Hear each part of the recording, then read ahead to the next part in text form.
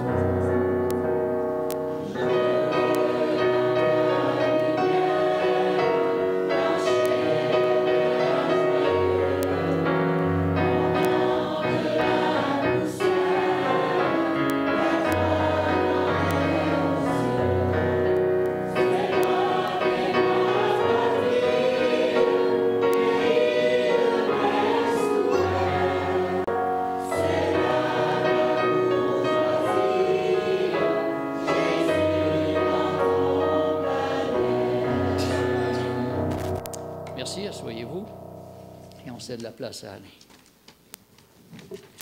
Bonjour à tous.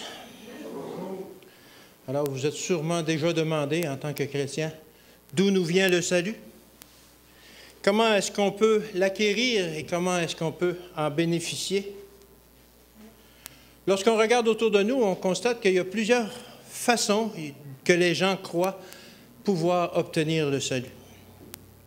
Certaines vont penser que c'est par leurs bonnes œuvres qu'ils vont obtenir le salut. Les bonnes œuvres qu'ils vont faire durant leur vie.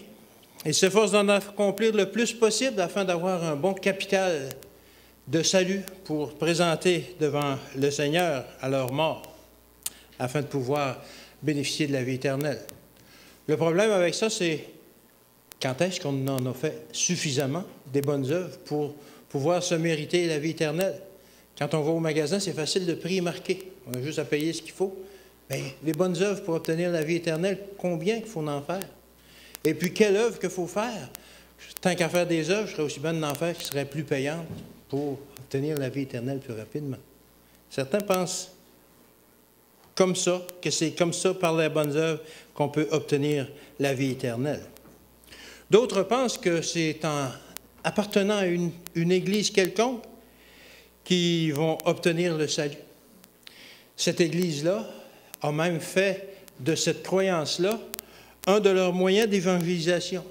Outre la prédication, ils s'efforcent de rechercher partout dans le monde toutes les listes de gens qu'ils peuvent trouver dans les registres des églises, des municipalités et tout, pour inscrire ces gens-là, ces noms-là de personnes qui existent ou qui ont déjà existé, pour justement les inscrire dans leur registre et faire que ces gens-là, à la fin, soient sauvés, même s'ils ne le savent pas, que leur nom est écrit dans ces registres-là. Je suis à peu près sûr que mon nom est écrit dans leur registre de leur Église et que votre nom aussi est inscrit dans les registres de cette Église. Cette Église est d'ailleurs devenue une référence en généalogie. Si vous voulez rechercher vos ancêtres, vous avez juste à vous adresser à ces gens-là et ils vont vous dire toute votre généalogie en autant qu'elle soit disponible. D'autres pensent que pour être sauvés, ils doivent perfectionner continuellement la portion de Dieu qui est en eux et qu'en accomplissant, en devenant parfaits, ils vont pouvoir, à la fin de leur vie, que cette portion de Dieu qui est en eux va pouvoir aller rejoindre le Dieu infini qui est dans les cieux. Et trompez-vous pas, ces croyances-là sont même parmi nous, au milieu de nous. Je connais des gens qui croient ça, effectivement. Et que s'ils ne réussissent pas à devenir parfaits au cours de cette vie, bien au moins ils vont avoir la chance de revenir pour une autre vie, pour se perfectionner encore. Et jusqu'au moment où ils seront parfaits et ils vont pouvoir aller en tout, avec un grand bonheur rejoindre l'entité céleste qui avait mis cette portion de Dieu en eux pour la perfectionner. En tant que chrétien, ce n'est pas de cette façon-là que nous, on voit le salut. Il faut plus que des efforts personnels, plus que le fait que notre nom soit inscrit dans les registres de l'Église ou que nous réussissions à perfectionner la parcelle de Dieu qui est en nous pour hériter du royaume. Ce n'est pas non plus par notre naissance que l'on devient chrétien. Ce n'est pas parce que l'on est né adventiste ou catholique ou toute autre religion que l'on peut hériter du royaume. À notre naissance, on n'avait pas entendu parler de Dieu. Nous, on ne le connaissait pas. De par notre naissance, nous n'étions pas sauvés, mais nous étions condamnés. Jean 8, verset 44. Jean 8, verset 44 nous dit « Vous avez le diable, pour père le diable, et vous voulez accomplir les désirs de votre père. » C'est ce que nous héritons à notre naissance. C'est le désir de faire du mal. C'est le désir de pécher. Romains 3, verset 23 nous dit « Car tous ont péché et sont privés de la gloire de Dieu. » C'est là notre condition et nous sommes privés de la gloire de Dieu à notre naissance. Romains 6, verset 23 nous dit, il en manque un, « Car le salaire du péché, c'est la mort. » La mort est notre salaire. À la naissance, nous sommes déjà condamnés. Notre salaire que l'on s'est mérité, c'est la mort, parce qu'on est tous des pécheurs. Mais comment obtenir ce changement dans notre vie? On ne veut pas demeurer condamné, on ne veut pas demeurer pécheur. Comment obtenir le salut et comment obtenir la vie éternelle? C'est aussi cette question qu'a posée Nicodème directement à Jésus. Dans Jean 3, au verset 5, Jésus lui donne la réponse, tout simplement. C'est ce qu'on a lu tout à l'heure. En vérité, je te le dis, si un homme ne naît d'eau et d'esprit, il ne peut entrer dans le royaume de Dieu. Si Jésus nous dit que je dois renaître, c'est parce que je suis déjà mort, que je suis sans espoir. Le pécheur, bien que semblant vivant sur cette terre, est déjà considéré comme mort par la condamnation qui repose sur lui. Le pécheur que je suis doit donc renaître spirituellement pour continuer à vivre éternellement. Il doit être recréé, il doit devenir une nouvelle créature.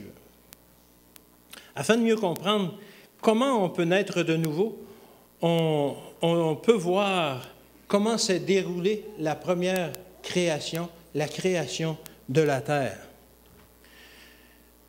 Dans Genèse 1, versets 2 et 3, ça nous dit ceci. « La terre était informe et vide. Il y avait des ténèbres à la surface de l'abîme, et l'Esprit de Dieu se mouvait au-dessus des eaux. » Jésus dit « Que la lumière soit, et la lumière fut. » Alors, on voit dans ce verset-là qu'il y a eu 4 étapes qui ont mené à la création. Premièrement, la terre était informe et vide. Il y avait des ténèbres à sa surface. Deuxièmement, l'Esprit de Dieu se mouvait au-dessus des eaux. Une deuxième étape, deuxième élément. Troisièmement, Dieu dit, Dieu a parlé. Et quatrièmement, la création, la lumière fut. La recréation du chrétien, la nouvelle naissance du pécheur se produit à peu près de la même façon. Au début, le pécheur est informe et vide, et l'obscurité le recouvre. Le pécheur est spirituellement mort, et il ne sert à rien, tout comme la terre ne servait pas à grand-chose avant que Dieu, par sa parole, y crée la vie, y crée la lumière, etc. Deuxièmement, lorsque un pécheur veut renaître, l'Esprit de Dieu se meut au-dessus de lui. Il le recherche, il l'appelle, il l'attire, il prépare le pécheur à accepter d'être changé. Il veut l'attirer hors de sa vie de péché. Troisièmement, Dieu parle. Dieu parle au cœur du pécheur. Sa parole agissante transforme le pécheur. Et finalement, qu'est-ce qui arrive? La lumière arrive. Le pécheur sort de l'obscurité du péché pour venir à la merveilleuse lumière de Christ en l'acceptant comme son sauveur. Vous pouvez donc voir que la puissance de Dieu qui a agi pour créer la terre il y a 6000 ans est encore là maintenant, est encore utilisée, est encore disponible de la même manière pour recréer le cœur du pécheur afin de le recréer, de le faire renaître lui aussi. Tout ce que ça prend de la part du pécheur, c'est une soumission et l'acceptation que Dieu puisse le changer.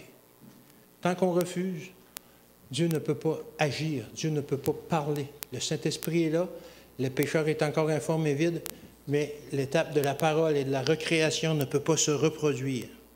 La terre était informe et vide, et elle n'a pas contesté le fait que Jésus ait voulu lui apporter la lumière, et ça s'est produit avec la parole de Dieu. C'est la même chose pour le pécheur, sauf que nous, on peut refuser, si on veut, d'être recréé. Alors, on doit se mettre disponible, justement, pour la recréation de notre cœur, pour la nouvelle naissance. Mais concrètement, comment est-ce que ça se passe, cette nouvelle naissance, et comment est-ce qu'on peut l'obtenir? Pour le savoir, on va revenir à Nicodème. Nicodème qui avait posé la question, comment est-ce que ça marche? Comment est-ce que je peux l'obtenir? Lui-même veut savoir, et c'est à Jésus qu'il pose la question. Jean 3, au verset 4. Nicodème lui dit, « Comment un homme peut-il naître quand il est vieux? peut-il rentrer dans le sein de sa mère et naître? Comment? Nicodème veut savoir comment. C'est quoi ces paroles que tu me dis là? Ça ne fait pas de sens. Je ne peux pas rentrer dans le sein de ma mère puis renaître à nouveau. C'est impossible, c'est contre les lois de la nature, ça ne pourra pas se faire. On ne pourra pas faire ça. Alors, qu'est-ce que tu veux dire quand tu me dis ça? Et Jésus lui donne le mode d'emploi au verset 5. Jésus répondit, en vérité, je te le dis, si un homme ne naît d'eau et d'esprit, il ne peut entrer dans le royaume de Dieu. Il n'est donc pas question de rentrer dans le sein de sa mère pour naître de nouveau, comme le pensait Nicodème, mais plutôt de naître d'eau et d'esprit. Premièrement, qu'est-ce que ça veut dire? Qu'est-ce que ça veut dire, naître d'eau? Souvent, on applique cela au baptême. On dit qu'il faut naître d'eau, donc quand on se fait baptiser, on est plongé dans l'eau et symboliquement, on renaît, on enterre notre vie de péché et on renaît à la vie spirituelle, etc. Et on consacre notre vie maintenant à Dieu. C'est bien sûr qu'il faut se faire baptiser. C'est une étape essentielle dans la vie d'un chrétien. Mais la nouvelle naissance, c'est plus que le baptême. Ce n'est pas le baptême. Le baptême est le signe extérieur que quelque chose s'est déjà passé dans nous, à l'intérieur de nous. Est-ce que le baptême crée la nouvelle naissance? Non. Est-ce que le baptême nous donne un cœur nouveau? Non. Il n'y a rien de magique dans l'eau qui fait que tout à coup vous sortez avec un cœur nouveau. Non, le baptême, c'est l'affirmation publique que quelque chose s'est déjà passé en nous. Le baptême ne crée pas la nouvelle naissance, ce n'est pas de cette eau-là que parlait Jésus. Le baptême, c'est comme la cérémonie du mariage. La cérémonie du mariage ne crée pas l'amour dans un couple, mais c'est là que vous affirmez au monde entier que vous êtes en amour l'un à l'autre, l'un avec l'autre. C'est plutôt la démonstration qu'il y a de l'amour entre eux et qu'ils tiennent à l'afficher publiquement. De la même façon, le baptême est la publication de l'amour mutuel que vous avez, vous et Jésus. Le baptême ne crée pas cet amour. Le baptême est très important dans la vie d'un chrétien, mais ce n'est pas de l'eau du baptême dont parlait Jésus à Nicodème. De quelle eau donc est-ce qu'il parlait à ce moment-là? On va laisser la Bible répondre à cette question. Jacques 1, verset 18. Jacques 1, verset 18. Il nous a engendrés selon sa volonté par la parole de vérité. Il nous a engendrés selon sa volonté par la parole de la vérité. 1 Pierre 1, verset 23 maintenant. Puisque vous avez été régénérés, non par une semence corruptible, mais par une semence incorruptible, par la parole vivante et permanente de Dieu. Qu'est-ce que je disais au début comment la création s'est faite? Par la parole. Et encore une fois, pour le chrétien, c'est par la parole que cet amour-là se développe entre Jésus et le pécheur. Alors, on voit que c'est par la parole vivante que Pierre nous dit qu'on est régénéré et qu'on est aussi engendré, selon Jacques 1, verset 18. Alors, c'est par la parole que l'on renaît. C'est par la parole de Dieu qu'on apprend à le connaître et c'est par la parole qu'on est engendré et régénéré. Psaume 119 au verset 50. Psaume 119 au verset 50. C'est ici ma consolation dans mon affliction que la parole m'a remis en vie. C'est dans la version Darby. La parole m'a remis en vie. La parole m'a fait renaître. Alors la merveilleuse puissance de la parole qui a créé le monde il y a 6000 ans d'une terre informe et vide peut encore aujourd'hui prendre un être déchu par le péché pour le transformer en une nouvelle créature. La puissance de la parole peut nous faire renaître. La parole de Dieu est aujourd'hui une des deux choses qui mènent la nouvelle naissance, qui amène la nouvelle naissance. Romains 10 au verset 17, « Ainsi la foi vient de ce qu'on entend, de la parole, et ce qu'on entend vient de la parole de Christ. » Alors la foi que l'on développe pour Jésus vient encore une fois de la parole.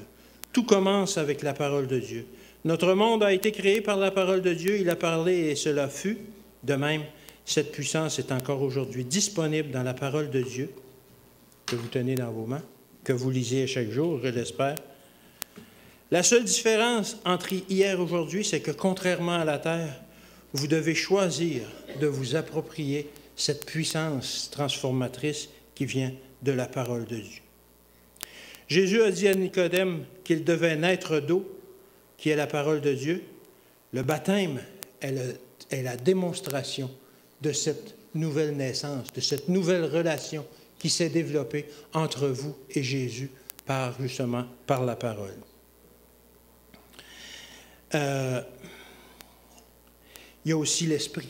Quand Jésus a dit à Nicodème qu'il devait naître d'eau et d'Esprit, bien l'Esprit, c'est pas compliqué, c'est le Saint-Esprit. L'Esprit qui se mouvait sur les eaux, sur la terre informe et vide. Alors l'Esprit est encore là aujourd'hui, justement, pour appeler le pécheur, pour l'accueillir, pour l'amener justement à la repentance. Jean 6 au verset 63. C'est l'Esprit qui vérifie, qui vivifie. La chair ne sert de rien. Les paroles que je vous ai dites sont esprit et vie. Alors les paroles encore et l'esprit, c'est la vie. Ça devient esprit et vie. Dans ce verset, Jésus met ensemble la parole et l'esprit comme étant ce qui vivifie, qui dans notre vie, qui donne la vie, qui redonne la vie, qui fait renaître, encore une fois. Ces deux-là, la parole et l'esprit, sont un duo dynamique. Mettez-les tous les deux dans votre vie et votre vie va s'en trouver changée. Vous pouvez être assuré de ça. Ça n'entrera pas dans votre vie sans laisser des traces positives. Ce n'est pas une supposition, c'est une certitude. Ils ont par contre besoin de deux choses pour pouvoir changer votre cœur, pour vous donner un cœur nouveau. Ils ont besoin de votre soumission. Ils ont besoin d'une invitation pour venir dans votre vie et ils ont besoin aussi de temps. Du temps, Dieu, il en a en masse. Il y en a plein de temps. Mais il a besoin de votre temps. Il a besoin du temps que vous allez consacrer justement à développer cette relation avec Jésus dans votre vie. Le Saint-Esprit doit être invité dans votre vie pour pouvoir y travailler et pour pouvoir vous guider.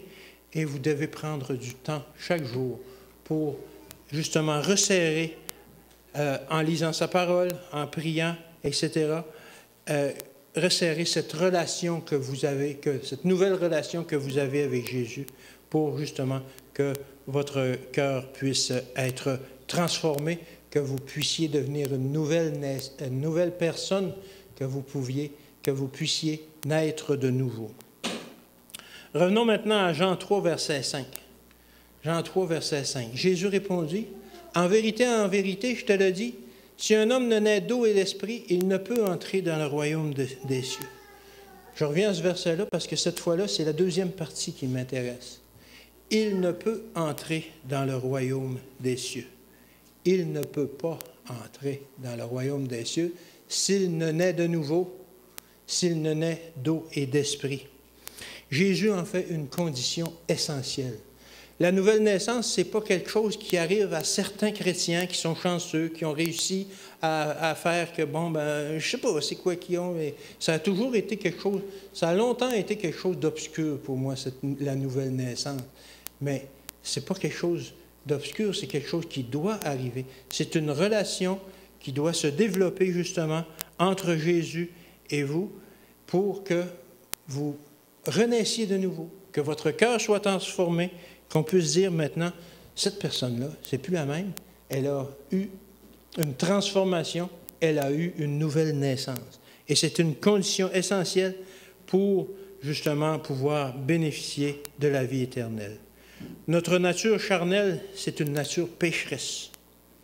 C'est naturel pour nous de vivre dans le péché, une vie de péché. Si on ne change pas notre nature, on ne pourra pas aller au ciel parce qu'on ne serait pas heureux. On ne serait pas heureux au ciel. Imaginons que je prenne un poisson rouge.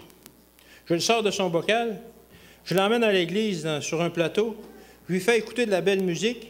entouré de belles fleurs et de belles champs, puis je lui fais entendre la prédication, puis je lui demande, est-ce que tu es heureux? Ben non, il ne sera pas heureux. Ce qu'il a besoin, lui, c'est de l'eau pour vivre. Sa nature n'a pas été changée. Ben c'est la même chose. C'est une comparaison un peu boiteuse peut-être, mais c'est la même chose pour l'homme pécheur. S'il veut se sentir bien à l'Église et au ciel, il faut que son cœur soit transformé. De sa nature pécheresse qu'il avait au début, il faut qu'il devienne avec une nature, une nouvelle naissance qui va faire, qui va être bien à l'Église et au ciel. Prendre un pécheur non transformé et l'amener au ciel pour y vivre, ce serait comme prendre un poisson rouge et sortir de l'eau pour l'amener à l'Église. Ça n'a pas sa place. Il faut que l'homme soit transformé, justement, pour pouvoir être amené au ciel. Il doit renaître, il doit être transformé, il doit être une nouvelle créature. Malheureusement, lorsque les gens pensent à la nouvelle naissance, ils pensent que maintenant qu'ils ont accepté Jésus, ils doivent transformer leur cœur afin de ressembler le plus possible à Jésus. Mais ce n'est pas vrai. Ce n'est pas ce que la Bible nous enseigne. Ce que vous avez besoin, c'est plutôt que Jésus enlève votre cœur de pierre et vous mette un cœur de chair. Ézéchiel 11 au verset 19. « Je leur donnerai un même cœur et je mettrai en vous un esprit nouveau. J'ôterai de leur cœur de pierre et leur donnerai un cœur de chair. » Qu'est-ce qui va rester de l'ancien pécheur? Si on a enlevé son esprit, on lui a mis un esprit nouveau, on a ôté son cœur de pierre, on a donné un cœur de chair, il ne reste rien. Il faut qu'il ne reste rien de l'ancienne vie, il faut être transformé au complet. Le chrétien qui est né de nouveau est tout différent de ce qu'il était avant. Il y a maintenant 7 choses particulières qui ont changé dans son caractère. Premièrement, il y a un nouvel appétit pour les choses spirituelles. Maintenant, les choses spirituelles ne sont plus comme avant. C'est quelque chose, il y a un attrait et un appétit pour les choses spirituelles. Jean 6, versets 33 et 35. « Car le pain de Dieu, c'est celui qui descend du ciel et qui donne la vie au monde. » Et ils lui dirent, « Seigneur, donne-nous toujours de ce pain. » Jésus leur dit, « Je suis le pain de vie. Celui qui vient à moi n'aura jamais faim, mais celui qui croit en moi n'aura jamais soif. » Alors, on a un nouvel appétit pour les choses spirituelles, comme les apôtres qui ont dit, « Mais Seigneur, donne-nous ce pain-là. » On veut avoir ce pain-là. Lorsque l'on devient chrétien, on a un nouvel appétit pour les choses spirituelles. Deuxièmement, il a une nouvelle attitude face au péché et aux choses de ce monde. 1 Jean 3, verset 9. « Quiconque est né de Dieu ne pratique pas le péché, parce que la semence de Dieu demeure en lui. Il ne peut pécher parce qu'il est né de Dieu. » Alors on ne veut plus pécher. Lorsqu'on a été transformé, on ne veut plus pécher. Le péché devient une horreur pour nous. On ne veut plus pécher. On veut que ce soit passé, que ce ne soit plus dans notre vie. Troisièmement, il a une nouvelle attitude d'adoration face à Jésus. Le pécheur transformé, il a une nouvelle attitude vis-à-vis de Jésus. Matthieu 14, verset 33. « Ceux qui étaient dans la barque vinrent se prosterner devant Jésus et dire, « Tu es véritablement le Fils de Dieu. » Quand on a compris qui était Jésus, on l'apprécie vraiment comme le Fils de Dieu, comme quelqu'un de très important. On a une nouvelle attitude avec lui. Et dans Matthieu 28 au verset 9, « Et voici, Jésus vint à leur rencontre et dit, « Je vous salue. » Elles s'approchèrent pour saisir ses pieds et elles se prosternèrent devant lui. Alors l'attitude des femmes lorsqu'elles sont revenues devant Jésus, elles voulaient l'adorer devant tant de merveilles qu'il avait accomplies. Quatrièmement maintenant, le pécheur, il a une nouvelle affection pour le peuple de Dieu et son Église. Romains 12, versets 9 et 10. « Que la charité soit sans hypocrisie. Ayez le mal en horreur, attachez-vous fortement au bien. Par amour fraternel, soyez pleins d'affection les uns les autres. Par honneur, usez de prévenance réciproque. » Alors, c'est maintenant l'attitude que le chrétien a vis-à-vis des autres chrétiens qui sont dans l'Église. Et on aime sans hypocrisie, on a le mal en horreur, on recherche continuellement le bien et on est plein d'affection les uns pour les autres. Aussi, on peut voir dans 1 Pierre 1, verset 22, « Ayant purifié vos âmes et obéissant à la vérité pour avoir un amour fraternel sincère, aimez-vous ardemment les uns les autres de tout votre cœur. Alors, lorsqu'on est transformé, justement, on peut s'aimer ardemment les uns les autres de tout notre cœur. Le chrétien transformé, maintenant, cinquièmement, il a une nouvelle admiration pour la parole de Dieu. Avant, ça pouvait être un livre qui ne disait rien, qui ne lui disait rien, la parole de Dieu.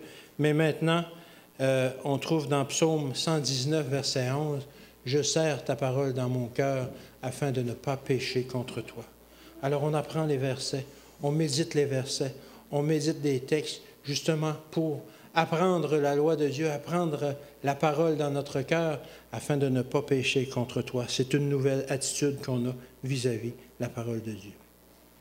Sixièmement, maintenant, il a une nouvelle appartenance à la famille de Dieu. Le pécheur repenti, le pécheur transformé, ressent une nouvelle appartenance à la famille de Dieu. 1 Jean 3, verset 1. Vous voyez quel amour le Père nous a témoigné pour que nous soyons appelés enfants de Dieu. Et nous le sommes. Si le monde ne nous connaît pas, c'est qu'il ne l'a pas connu. Alors, Jean était tout fier de dire que maintenant, il appartenait à la famille de Dieu. Et nous le sommes, enfants de Dieu. Alors, c'est la nouvelle attitude maintenant qu'a le pécheur transformé vis-à-vis de la famille de Dieu. Et septièmement, finalement, le pécheur transformé, il a une nouvelle appartenance. Il a une appartenance sincère à la famille de Dieu. 1 Jean 3, verset 1. Vous voyez, il n'a pas changé. Ah, il manque celui-là. 1 Jean 3, non, excusez-moi. Romains, non, c'est au 6e, OK. 1 Jean 3, verset 1. Vous voyez quel amour le Père nous a témoigné? Ah, je viens de le lire, excusez-moi, je me répète. Septièmement, maintenant. Et finalement, on devient héritier du royaume. Romains 8, au verset 17, c'est ce verset-là. Or, si nous sommes enfants, nous sommes aussi héritiers, héritiers de Dieu et co-héritiers de Christ, si toutefois nous souffrons avec lui, afin d'être glorifiés avec lui. Alors, non seulement notre attitude a changé, mais on sait maintenant qu'on est héritier de Dieu, qu'on est co-héritier avec Christ, qu'on est à côté de Christ pour prendre l'héritage que le Père a en réserve pour ses enfants. Nous sommes maintenant de nouvelles créatures ayant été recréées de nouveau et nous devenons maintenant héritiers de Dieu et co-héritiers de Christ. Tout cela parce qu'on est né de nouveau, parce qu'on a laissé la parole et l'esprit travailler en nous. C'est maintenant qu'on a droit à tout ça. De quel droit devenons-nous héritiers? Par notre nouvelle naissance. Galates 4, verset 7. Galates 4, verset 7. Ainsi tu n'es plus esclave, mais fils. Et si tu es fils, tu es aussi héritier par la grâce de Dieu. Alors on n'est plus esclave, on est devenu des fils, on est devenu héritier de la parole de Dieu. Romains 6, au verset 23, deuxième partie. Mais le don gratuit de Dieu, c'est la vie éternelle en Jésus-Christ, notre Seigneur. Alors c'est maintenant selon l'héritage dont nous pouvons bénéficier, et tout cela par la foi. Hébreux 11, verset 7, c'est par la foi que Noé, divinement averti des choses qu'on ne voyait pas encore, et saisi d'une crainte respectueuse, construisit une arche pour sauver sa famille. C'est par elle qu'il condamna le monde et devint héritier de la justice qui s'obtient par la foi. Alors Noé a construit l'arche par la foi parce qu'il croyait et il a été sauvé par ça. Nous maintenant, c'est par la foi justement qu'on peut obtenir le salut. C'est par la foi qu'on devient héritier de la promesse. Il y a beaucoup de versets aujourd'hui. Tite 3, versets 4 et 7. Mais quand la bonté de Dieu, notre Sauveur, et son amour envers les hommes ont été manifestés, il nous a sauvés, non par des œuvres de justice que nous eussions faites, mais selon la miséricorde, par le baptême de la régénération et le renouvellement du Saint-Esprit, lequel a répandu abondamment en nous Jésus-Christ, notre Sauveur, afin qu'ayant été justifiés par sa grâce, nous soyons héritiers de la vie éternelle selon notre espérance. Je pense que c'est encore un verset qui nous dit comment arrive la nouvelle naissance. c'est par le baptême de la régénération, par la parole et le renouvellement du Saint-Esprit qui agit en nous. Avez-vous eu votre nouvelle naissance? L'avez-vous recherché? Passez-vous du temps à lire votre Bible afin d'y découvrir les trésors qui vont vous amener à la transformation, à l'obtention d'un nouveau cœur? Demandez-vous au Saint-Esprit pour vous accompagner dans toutes vos activités, que ce soit pour travailler, témoigner, étudier la parole ou pour toute autre activité. Il faut toujours demander le Saint-Esprit. Un jour, dans un quartier de la ville, tout près du centre-ville, il y avait là un grand terrain avec une grande bâtisse dessus. Malheureusement, cette bâtisse-là était abandonnée. Il y avait des gens qui avaient laissé des détritus partout. Il y avait des gens malfaisants qui avaient cassé les vitres, qui avaient cassé des carreaux. Et maintenant, l'entrepôt avait l'air tout dégingandé, tout abandonné, tout avait bien piètre allure. Et le propriétaire se demandait, mais qu'est-ce que je vais faire de ce bâtiment-là? Et un jour, s'est présenté un acheteur. Et l'acheteur lui a offert un bon prix pour son terrain et sa bâtisse. Et le propriétaire a dit, « Ouais, c'est bon, ça. » Ben, il dit, « Pour te montrer, te remercier de l'intérêt que tu portes pour ma bâtisse, tout ça, ben, je vais faire le ménage. Et je vais faire tout remplacer les vitres brisées pour que quand tu vas entrer, que tu aies une bâtisse toute propre et avec des vitres partout. » Mais l'acheteur lui a répondu, « Fais-toi-en pas. Tracasse-toi pas pour le ménage puis pour les vitres brisées. Tout ce que je veux, c'est raser la bâtisse, puis je vais faire là-dessus un grand hôtel qui va montrer justement comment ce terrain-là est bien disposé et tout, et peut donner des bonnes choses. » C'est la même chose pour nous aujourd'hui. Faites-vous-en pas avec les ordures qui traînent dans votre vie, les péchés que vous traînez, tout ça. Donnez juste l'emplacement à Jésus pour qu'il puisse rebâtir quelque chose de merveilleux en vous. Et il va le faire. Il va vous redonner un cœur nouveau et vous allez pouvoir renaître de nouveau. C'est mon souhait et ma prière pour chacun d'entre vous. 336, on se lève pour le chant 336, s'il vous plaît.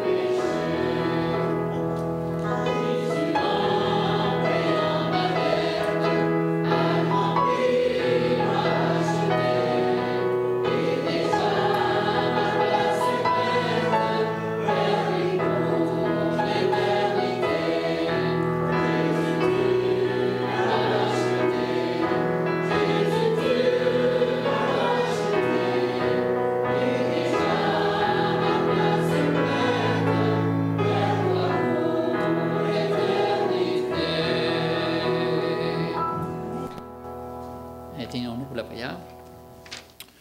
Bon et tendre Père céleste, oui Seigneur, nous voulons renaître chaque jour Seigneur. Nous voulons nous consacrer à toi, nous voulons développer notre relation de plus en plus avec toi, Seigneur. Envoie ton esprit pour nous guider, pour nous conduire, Seigneur, dans notre vie, particulièrement cette semaine. Seigneur, je te prie de bénir tous les gens qui sont ici assemblés et ceux qui ne sont pas là parce qu'ils sont en vacances ou pour d'autres conditions. Seigneur, sois avec nous, bénis-nous, protège-nous au cours de cette semaine, au nom de ton Fils qu'on te le demande. Amen.